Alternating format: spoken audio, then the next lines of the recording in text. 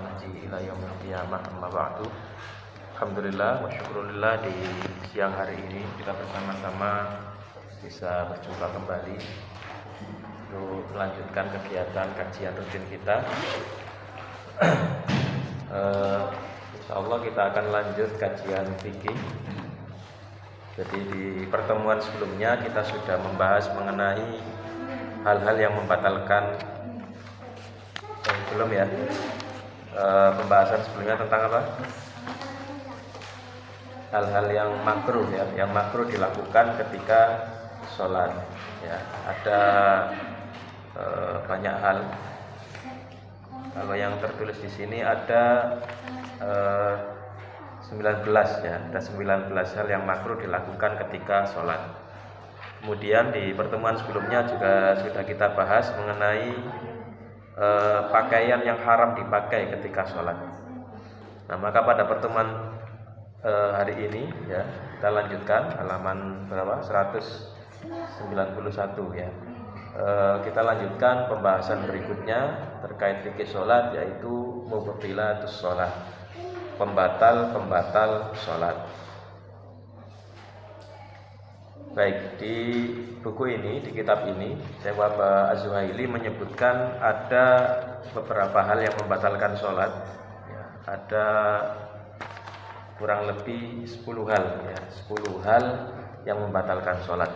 Nah, kalau kita ringkas di sini, yang pertama al-kalamu amdan, berbicara dengan sengaja. Kemudian yang kedua al-aklu wasyurbu amdan, makan dan minum dengan sengaja. Lalu yang ketiga melakukan gerakan banyak ya, secara berturut-turut, kalau beliau menyebutnya dengan istilah al-amalul katsir al-mutatabi'. Kemudian yang keempat al-qahqahah. Al-qahqahah itu artinya tertawa terbahak-bahak. Kemudian kelima ar-riddah wal maut wal junun wal ighma, murtad, kemudian mati ya, kematian, al-junun, gila, wal irmah, dan kondisi pingsan.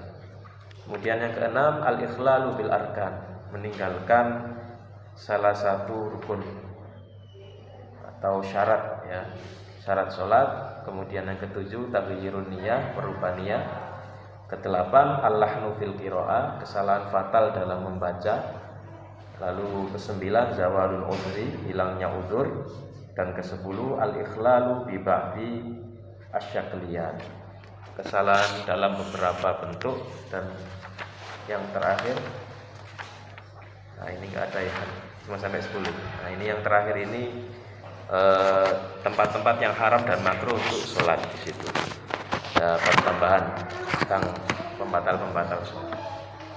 Jadi bismillah, kita mulai. Yang pertama, berbicara dengan sengaja, al-kalamu amdan, ay an-nutqu biharfaini aw biharfin mufhamin li khabari Zaid bin Arqam qala kunna natakallam fi shalah yukallimu ar-rajulu minna sahibahu wa huwa ila janbihi fi sholati hatta nazalat wa qumu lillahi qanitin fa umirna bis-sukuti wa nahayna 'anil kalam. Nah, ini adalah kriteria berbicara yang batalkan, yaitu mengucapkan biharfaini, 2 huruf gitu ya. Maksudnya 2 huruf di sini, 2 huruf selain sholat. Au biharfin mufham, atau dengan huruf yang dipahami. Jadi 1 huruf tapi dipahami. Dalam bahasa Arab itu kan ada kata yang terdiri hanya dari 1 huruf. Apa contohnya? Misalnya kalau di sorof itu kan ada fi'il amr yang hanya 1 huruf ya. Misalnya ro'a ya roh, ru'yatan, fi'il amrnya roh ya, roh. Nah itu kan dalam bahasa Arab ada artinya. Nah, kalau bahasa Indonesia nggak tahu ya, roh itu ada artinya atau enggak. Atau kalau bahasa Jawa itu kan moh gitu. Itu kan 1 huruf ya, 1 atau 2 huruf itu. Nah, 3 huruf ya, mungkin 1 huruf itu maksudnya 1 suku kata gitu ya. Nah ini kan dalam konteks bahasa Arab, apalagi bahasa Indonesia gitu ya. Seperti roh itu tadi, kalau moh atau kalau orang Kediri itu biasa ngomong gitu ya, ada artinya itu ya, bu gitu ya. Apalagi itu contoh-contoh kata singkat ya, tetapi bisa membatalkan sholat ketika dia mengucapkan dengan sengaja. Nah, apalagi kalau ngobrol gitu ya. Makanya anak-anak perlu kita ingatkan. Jadi kalau ngobrol dalam sholat itu sholatnya bisa batal. Nah, ini berdasarkan salah satu hadis yang diriwayatkan Zaid bin Arqam. Dia berkata, kunna natakallamu fis shalah, kami berbicara dalam sholat. Yukallimur rajulu minna sahibahu. Jadi pernah para sahabat itu, ini sebelum turun perintah untuk larangan untuk berbicara dalam sholat, ada seorang laki-laki itu berbicara dengan temannya, wa huwa ila janbihi fis shalah, padahal dia ketika itu ada di sampingnya. Jadi ngobrol ya, karena memang belum tahu hukumnya mungkin, atau belum turun larangan untuk itu. Hatta nazalat, nah sampai turun ayat surat Al-Baqarah ayat 238, wa qumu lillahi qanitin. Ini akhir ayat ya. Awal ayatnya bagaimana? Yang ingat? Hafidhu ya. Ya hafidhu ala sholawati was sholatil wusta wa qumu lillahi qanitin. Nah, maka setelah itu disebutkan fa umirna bisukuti wa nahaina 'anil kalam. Kami kemudian diperintahkan atau wanuhina, kami diperintahkan untuk diam dan kami dilarang berbicara ketika sholat. Nah, ini ya dalilnya. Kemudian yang kedua, beliau menyebutkan kriteria yang lebih detail lagi. Wa minal kalamil mubtil at-tanahnah bila udhrin idza sahibahu harfani bi aktsar faminhu at-ta'awuh wal anin wat ta'affuf wal buka idza ishtamala ala hurufin masmu'ah illa idza nasha'a min maradin aw min khasyatillahi ta'ala. Nah, ini diantara, jadi gini kalau kita lihat ya, jadi lihat di depan. Jadi ucapan yang membatalkan sholat itu kriterianya seperti disebutkan tadi, minimal terdiri dari 2 huruf atau 1 huruf yang memiliki makna, dan tidak termasuk bacaan sholat dan pengucapannya dengan sengaja. Kriteria seperti itu ya. Jadi mengucapkan kalimat-kalimat di luar sholat, di luar bacaan sholat, dan dilakukan dengan sengaja. Nah, termasuk kategori berbicara dengan sengaja, misalnya ini tadi at-tanahnah, tanahnah bila udrin ya, tanahnah bila udrin itu ya hampir sama dengan berdehem gitu ya, tanpa uzur jika terdiri dari 2 huruf atau lebih banyak. Kemudian at-ta'awuh wal anin, ta'awuh wal anin itu wat ta'affuf wal buka ya, menangis, kemudian sama mengeram, merintih, dan seterusnya. Idzas tamala ala hurufin masmu'ah, jika ucapannya itu terdiri dari huruf-huruf yang bisa didengarkan. Misalnya kalau kita sakit kan aduh gitu ya, aduh gitu, atau apa ya. Kalau orang Arab mungkin beda ketika sakit itu ngomong apa. Nah, pokoknya kalimat-kalimat yang memiliki makna ya intinya. Kemudian ketika diucapkan dengan sengaja, maka itu bisa membatalkan sholat. Ada pengecualian, illa idza nasha'a min maradhin au min khasyatillahi ta'ala, kecuali jika itu muncul dari orang yang sakit atau muncul karena saking takutnya kepada Allah Subhanahu wa ta'ala. Jadi saking khusyuknya baca ayat, dan ayat yang dibaca misalnya ayat tentang azab sampai dia menangis gitu ya. Nah, itu tidak membatalkan.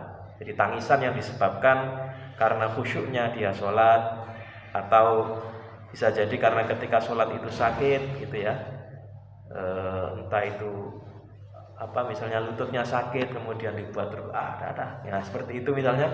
Nah, itu kan tidak sengaja karena memang disebabkan karena sakit. Nah, maka hal itu tidak membatalkan sholat. Wa minhu tashmitul atish was salatu ala nabi sallallahu alaihi wasallam fi ghairi tasyahhudaini wa raddus salam, wa minhu ad-du'a'u bima yushbihu kalaman nas.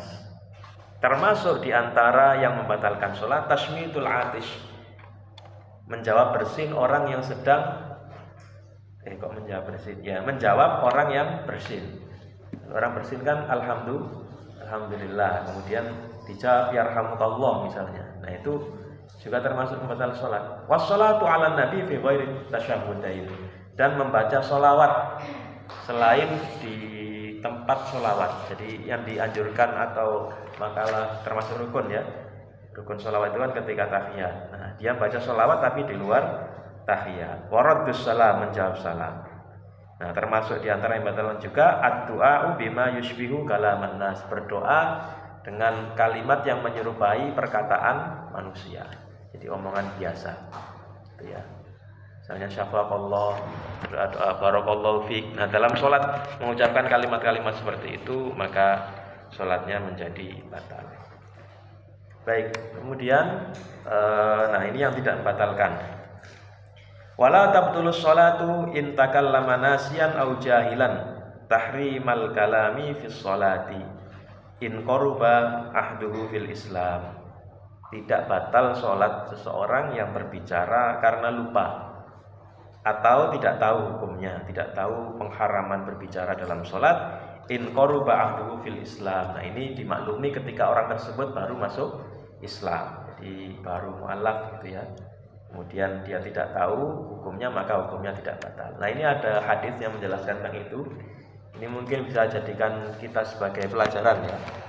Hadis ini tidak hanya berbicara tentang hukum berbicara dalam sholat, tapi berbicara bagaimana Rasulullah mendidik para sahabat gitu ya, metode yang beliau lakukan ketika mendapati ada salah seorang sahabat yang melakukan kesalahan. Di sini disebutkan li khabari Muawiyah ibnul Hakam as-Sulami qala bainama ana usolli ma'a Rasulillah sallallahu alaihi wasallam in atisa rajulun minal qaum.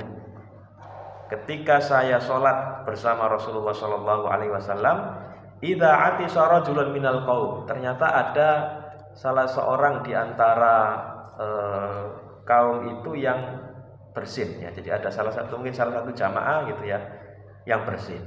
Fakultu, maka aku pun mengucapkan yarhamukallah, karena dia tidak tahu acing gitu. Terus kemudian Muawiyah bin Hakam ini mengucapkan yarhamukallah.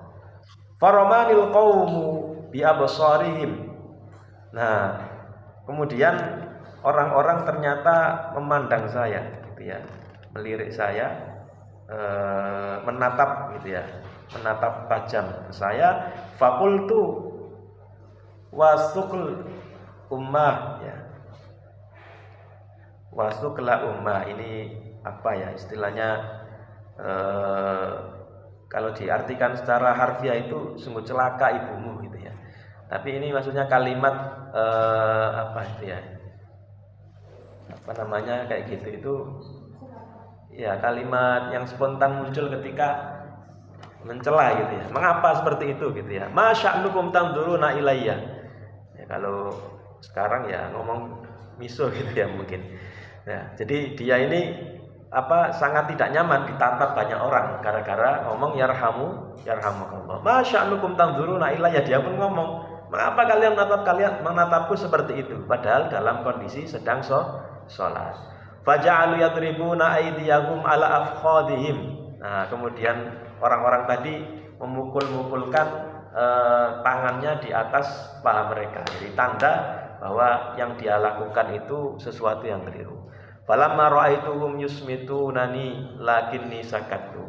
Nah, kemudian setelah mereka melihat falamma ra'aituhum yusmitunani, saya melihat mereka menyuruh saya untuk diam, lakinni sakattu, tapi saya pun kemudian diam. Nah, setelah itu falamma shalla Rasulullah sallallahu alaihi wasallam, ketika Rasulullah sallallahu alaihi wasallam salat, fa bi abi wa ummi, maka demi ayah dan ibuku ya. Ma ra'aitu mualliman qablahu wala ba'dahu ahsana ta'liman minhu. Nah, jadi setelah selesai salat, dia bersaksi bahwa saya tidak pernah melihat seorang guru yang lebih baik dalam mengajar kecuali beliau. Fa wallahi ma karahani wala darabani wala syatamani. Demi Allah, Rasulullah sallallahu alaihi wasallam tidak kaharoh, bukan karoh ya, ma kaharoni. beliau sama sekali tidak memarahi saya, tidak memukul saya atau tidak mencela saya. Qala, Rasulullah kemudian bersabda, inna hadhihi sholata la yasluhu fiha syai'un min kalamin nas, innama hiya tasbihu wat takbiru wa qiraatul Qur'an. Rasulullah menasihati orang tadi, sungguhnya sholat ini itu dalam sholat itu tidak la yasluhu fiha syai'un min kalamin nas, tidak boleh mengucapkan ucapan-ucapan yang biasa diucapkan oleh seseorang. Maksudnya tidak boleh ngomong perkataan-perkataan biasa, ya, perkataan di luar sholat. Innama hiya tasbihu wa takbir wa qiraatul Qur'an. Sungguhnya sholat itu isinya adalah tasbih, takbir, kemudian membaca Al-Qur'an. Tadi sudah dikasih. Nah, kemudian beliau menyebutkan di sini, disimpulkan, ya, beliau menyimpulkan di sini menurut Ibnu Taimiyah Al-Jad, fihi dalilun ala anna takbir minas shalah wa annal qira'a fardun wa kadzalika tasbih wa tahmid dan seterusnya, ya. Kita ambil intinya, wa anna tashmital atishi minal kalamil mubtil. Nah, menjawab orang yang bersin, ya, mengucapkan yarhamukallah termasuk salah satu pembatal sholat. Wa anna man fa'alahu jahilan lam tabtul sholatuhu. Nah, tetapi orang yang mengerjakan, ya, mengucapkan yarhamukallah itu karena tidak tahu hukumnya, maka sholatnya tidak batal. Haitsu lam ya'murhu bil i'adah, karena ketika itu Rasulullah tidak memerintahkan orang tadi untuk mengulangi sholatnya. Jadi kesimpulannya, kalau dilakukan karena tidak tahu hukumnya, maka sholatnya tidak batal, sehingga tidak perlu mengulangi hukumnya, mengulangi sholatnya lagi. Baik, kemudian ada pengecualian lagi, ya, mengingatkan imam ketika salah atau lupa. Walakin yajuzu lil musalli la ghairuhu al-fatha 'alal imami 'ala alla yaj'ala bil fathi, alla ya'jila bil fathi. Jadi dibolehkan bagi orang yang sholat untuk mengingatkan imam, la ghairuhu, bukan orang lain. Artinya yang mengingatkan imam itu adalah jamaahnya, ya, bukan orang yang tidak sedang sholat. Ala alla ya'jila bil fathi, ya, supaya dia agar tidak yu'ajil, ya, alla yu'ajila bil fathi, tidak buru-buru dalam mengingatkannya. Ini berdasarkan hadis Al-Miswar bin Yazid Al-Makki, dia berkata, shalla Rasulullah sallallahu alaihi wasallam fataraka ayah faqala lahu rajulun ya Rasulullah ayatu kadza wa kadza qala fa halla dzakkartaniha. Rasulullah sallallahu alaihi wasallam pernah sholat, kemudian beliau lupa tidak membaca satu ayat, ya, meninggalkan salah satu ayat. Lalu orang tersebut berkata, ya Rasulullah, wahai Rasulullah, ayatu kadza wa kadza, engkau tadi tidak membaca ayat ini dan ayat ini. Maka Rasulullah pun menjawab, fahalla dzakartaniha, mengapa engkau tadi tidak mengingatkan saya. Nah, ini jadi kesimpulannya seperti itu, ya. Berbicara itu tadi hukumnya apa? Membatalkan sholat, ya. Kriterianya tadi minimal 1 atau 2 huruf yang bisa dipahami, gitu, ya. Tapi di luar sholat dan itu dilakukan dengan sengaja.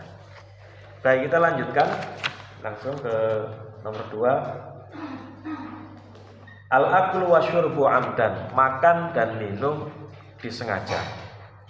Tabtulus sholatu bil ittifaqi in akalal musalli au syariba fiha amidan.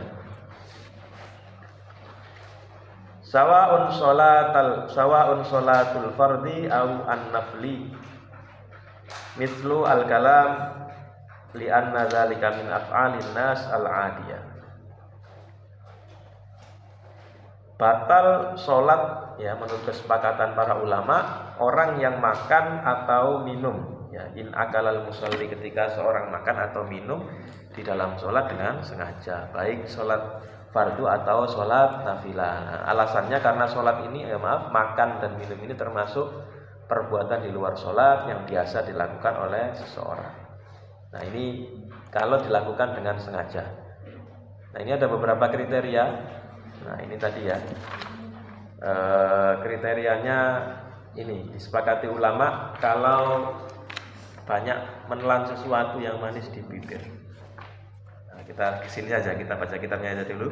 Wala abdatulu salatu indal malikiyah wa syafi'iyah wal hanabila bil akli wa syurbi nasiyan au sahiyan au jahilan li adami wujubi at-ta'ammul. Nah, tapi menurut mayoritas ulama kalau makan, nah ini ya, tidak sengaja, nasiyan itu tidak sengaja, au sahiyan atau lupa, au jahilan atau tidak tahu. Jadi yang tidak batal itu kalau tidak sengaja, lupa, ya meskipun saya juga belum terbayang apa ada orang yang lupa kalau dia sedang sholat kemudian makan gitu. Kecuali kalau memang ya ada problem gitu ya, problem diingatannya, au jahilan atau tidak tahu. Li adami wujudit ta'amud karena tidak sengaja, walil udhri bil jahli, dan karena ini tidak ada kesengajaan dan karena uzur karena ketidaktahuan. Lakinnal malikiyah wal hanafiyah qalu la tabtulu bi aklin yasirin mislul habba bainal asnan wa abtalaha al akharun illa idza ajizal musalli an majjihi. Nah, ini ada pengecualian. Ini menurut sebagian ulama, menurut mazhab Hanafi dan Maliki, tidak batal sholat orang yang makan sedikit. Contohnya itu ada sesuatu yang nyangkut di gigi ya. Al-habba itu apa? Butiran nasi atau butiran cabai atau apa gitu ya. Sisa makanan yang menyangkut di gigi kemudian ditelan gitu ya, karena mungkin mengganggu. Nah, itu menurut mazhab Maliki dan Hanafi tidak batal, tapi menurut mazhab yang lain ya membatalkan sholat ya, membatalkan sholat kecuali kalau memang tidak mampu gitu ya, tidak mampu menahan hal itu. Nah, lalu kemudian berikutnya wa abtalal hanafiyah as-shalah bil akli wa syurbi amidan aw nasiyan sawa'un kana al-ma'kulu qalilan aw katsiran li'annahu laisa min a'malis shalah. Ini yang paling ketat mazhab Hanafi. Menurut mazhab Hanafi batal sholatnya orang yang makan atau minum dengan sengaja atau tidak. Mau sengaja atau tidak sengaja ya, lupa atau tidak lupa, meskipun sedikit atau banyak hukumnya tetap batal. Li'annahu laisa min a'malis shalah, karena tidak termasuk perbuatan sholat. Terakhir, wattafaqal kul ala butlanis shalah bi kasratil madghi au bibal'i athari halawatin sukkarah fil fami kal ilki al maskubi bis sukkar limunafatihi lis shalah. Nah, para ulama juga sepakat kalau ada orang yang banyak memamah gitu ya. Memamah itu banyak apa namanya? Ya memamah gitu ya. Menggigit makanan itu ya.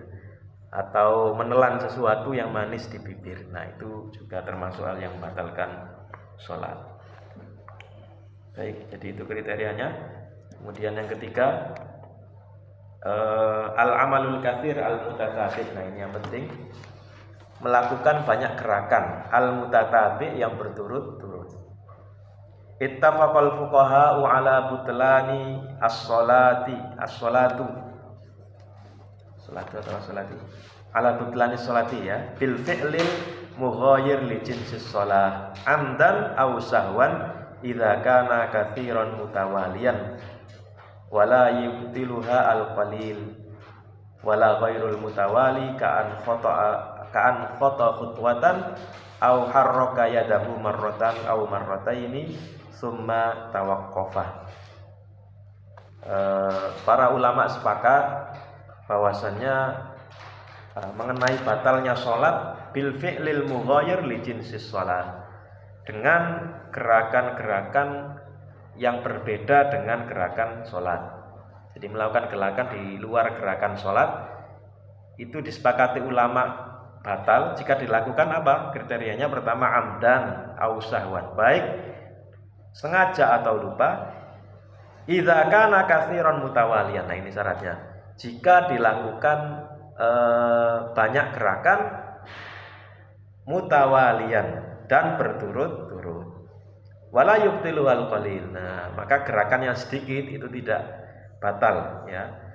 Wala ghairul mutawali, dan juga gerakan yang tidak berturut-turut. Seperti apa? Khata khutwatan, seperti sekali ya, melangkah sekali. Ya, misalnya ada orang sholat kemudian di depannya batal sholat jamaah ya. lalu dia melangkah ke depan, nah itu selama tidak berturut-turut ya, dan sekali berhenti atau sampingnya ya, itu tidak apa-apa. Au harraka yadahu marratan au marrataini tsumma tawaqqafa, atau menggerakkan tangannya sekali atau dua kali kemudian berhenti, tsumma taba'a khutwatan ukhra au khutwataini au khutwatain, kemudian diikuti dengan satu langkah atau dua langkah, au tawaqqafa qalilan tsumma harraka yadahu, atau menggerakkan sedikit kemudian berhenti, dan seterusnya. Nah, jadi ada banyak contoh-contoh yang disebutkan di sini dalilnya ya. Ini dalil mengenai gerakan-gerakan yang membatalkan tadi. Wa dalilu li hadza hadits Aisyah qalat kana Rasulullah sallallahu alaihi wasallam yusolli fil bait. Nah, ini contoh gerakan yang dilakukan di luar salat tapi tidak sampai membatalkan. Ini dulu sudah kita bahas ya. Pernah kita bahas bahwa Rasulullah sallallahu alaihi wasallam pernah salat di rumah beliau, wal babu alaihi mughlaqun, pintunya sedang tertutup. Faji'tu famasya hatta fatahali. Kemudian aku datang, beliau kemudian berjalan ya menuju pintu itu. Jadi beliau salatnya menghadap ke pintu, pintunya dibuka. Tsumma raja'a ila muqamahu, kemudian beliau kembali ke posisi semula. Wa wasaftu annal baba fil qiblah. Nah, kemudian Aisyah mensifati bahwasannya pintunya itu ada di arah kiblat. Artinya Rasulullah berjalan maju, kemudian membuka pintu, lalu beliau mundur kembali. Nah, jadi ini menunjukkan bahwa gerakan yang beliau lakukan itu tidak banyak. Baik, jadi itu yang disepakati, gerakan yang banyak dilakukan berturut-turut yang membatalkan. Permasalahannya di sini adalah apa kriteria banyak dan sedikit. Nah, di sini ada perbedaan ya di halaman berikutnya di paragraf kedua ya. Wa dhabitul katsir wal qalil mukhtalafun fihi. Gerakan sedikit dan banyak itu ada perbedaan pendapat. Fadhhabal Hanafiyah ila annal amal al katsir huwa alladzi la yashukku an-nadhiru bi fa'ilihi annahu laisa fis shalah fa in ishtabaha fa huwa qalilun fil ashah. Nah, ini menurut mazhab Hanafi kriteria paling longgar. Gerakan banyak itu adalah gerakan yang yasyukun nadharu bi fa'ilihi. Kalau ada orang yang melihat, orang yang melakukan gerakan itu dalam sholat, annahu laisa fis shalah. Jadi la yasyuku itu tidak ragu. Jadi patokan banyak atau sedikit itu yaitu orang yang la yasyuku, tidak ragu, an-nadhir, orang yang melihat, bi fa'ilihi, orang yang melakukan gerakannya itu annahu laisa fis shalah, bahwa dia tidak sholat. Nah, misalnya sedang sholat kemudian gini-gini, nah, itu kan jelas dia nggak sholat gitu ya. Atau sholat kemudian noleh-noleh gini, joget-joget. Nah, itu kan jelas orang ragu. Kalau nggak ragu, orang yang melihat orang yang seperti itu kan pasti dia nggak ragu kalau dia sedang tidak sholat. Nah, adapun kalau misalnya hanya seperti ini gitu ya. Kalau saya pernah lihat, kalau dulu waktu saya masih kuliah itu ada beberapa orang ketika sholat itu ini bersihkan ingus gitu ya. Jadi bawa tisu, ditaruh di saku, nah kemudian ya nggak ingus juga nih, mungkin ada ini ya cairan-cairan di hidung gitu ya, dibersihkan kemudian dimasukkan. Nah, itu kan masih ragu gitu ya, gerakan yang meragukan. Tapi kalau gerakan yang jelas-jelas itu menurut mazhab Hanafi sudah batal sholatnya. Tapi kalau ada orang yang ragu gitu ya, seperti tadi ngambil tisu atau apa gitu ya, nah itu belum termasuk membatalkan. Kemudian pendapat kedua, wa qaribun minhu qaulu al-malikiyah. Nah, ini yang dekat dengannya itu pendapat mazhab Maliki. Baik, kita skip. Nah, kita lanjut ke mazhab berikutnya ya. Wa tu'raful kasrah. Nah, ini menurut pendapat al-kasrah. Wa tu'raful kasrah inda Syafi'iyah wal Hanabila bil urfi wal 'adah. Diketahui atau kriteria banyak menurut mazhab Syafi'i dan mazhab Hambali itu adalah sesuai dengan kriteria adat. Fal khutwatani wad darbatani qalilun wasalasul mutawaliyatu katsirun 'inda Syafi'iyana. Menurut mazhab Syafi'i ini patokannya paling ketat ya. Kalau dua gerakan atau torbatan, ya sama ya, dua langkah atau dua gerakan itu termasuk sedikit. Wassalasul mutawaliyat katsirun inda Syafi'iyah. Nah, 3 kali berturut-turut itu baru batal menurut mazhab Syafi'i. Jadi menurut mazhab Syafi'i kalau 3 kali ya maka batal. Jadi kalau ukur cuma sekali, 2 kali belum sampai. Tapi kalau 1, 2, 3 ya sudah batal salatnya ya. Harus ulangi dari awal. Itu menurut patokan mazhab Syafi'i. Wala yuqayyadul katsiru bil adadi katsalati indal Hanabilah. Tapi menurut mazhab Hambali banyak itu tidak dipatokkan adat gitu ya. Seperti 3 kali menurut mazhab Hambali. Jadi menurut mazhab Hambali ya kebiasaan tadi, kebiasaan masyarakat. Ini sebenarnya hampir dekat gitu ya, hampir sama dengan mazhab Hanafi dan mazhab Maliki gitu ya. Jadi kalau terlalu banyak gerakan, bedanya kalau Hanafi dan Maliki itu pokoknya orang nggak ragu gitu ya. Kalau lihat dia seperti itu berarti dia tidak sedang sholat. Sedangkan mazhab Hambali itu sesuai dengan adat dan kebiasaan gitu ya. Jadi kalau misalnya hanya membenarkan baju atau apa ya, membenarkan rambut atau yang lain sebagainya, selama tidak terlalu banyak maka sholatnya tidak batal. Sedangkan mazhab Syafi'i tadi patokannya yang tadi tiga kali. Baik, yang cukup itu. Terakhir ya ini. Wa amalul qalbi. Angan-angan dalam hati la yabtulus shalah wa intala. Ya, jadi perbuatan hati, pekerjaan hati, angan-angan itu tidak membatalkan sholat wa intala meskipun lama. Ini berdasarkan hadis dari Abu Hurairah anna Nabi sallallahu alaihi wasallam qala idza nudiya bis sholati adbara syaitan wa lahu duratun hatta la yasma'a al adzan. Jika diserukan azan, adbaris syaitan, setan lari. Walahu durat, kemudian dia sampai kentut-kentut gitu ya.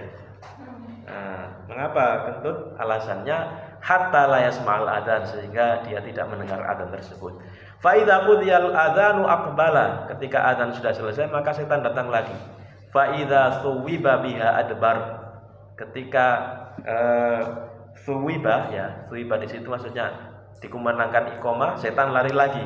Fa idza qudiyat tasbih aqbala hatta yaqtura bainal mar'i wa nafsihi yaqul. Nah, ketika sudah qomat dimulai sholat, setan datang lagi, kemudian dia membisikkan di dalam hati seseorang ya, uzkur kada lima lam yakun yadkur hatta yadhillar rajulu an yadri kam shalla.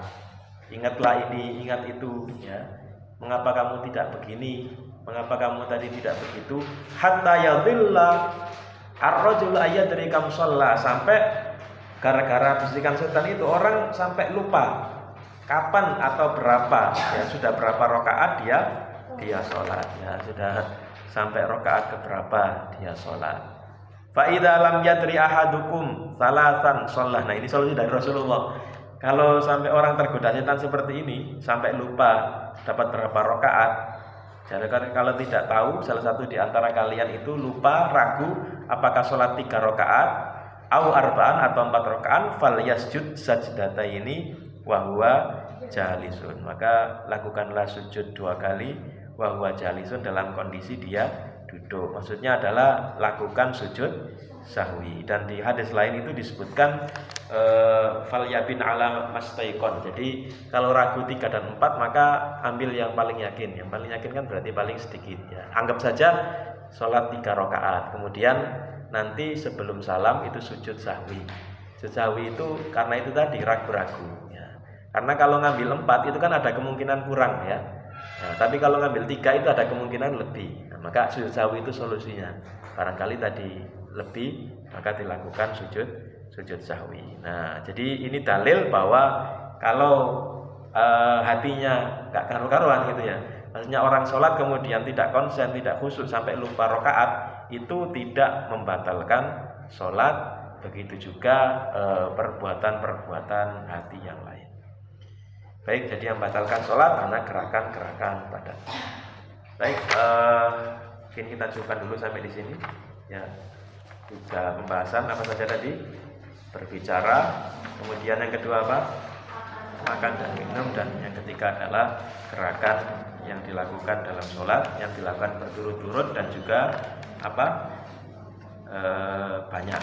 Nah, gerakan dilakukan berturut-turut dan banyak. Baik, sebelum saya akhiri, ada yang ingin ditanyakan atau didiskusikan?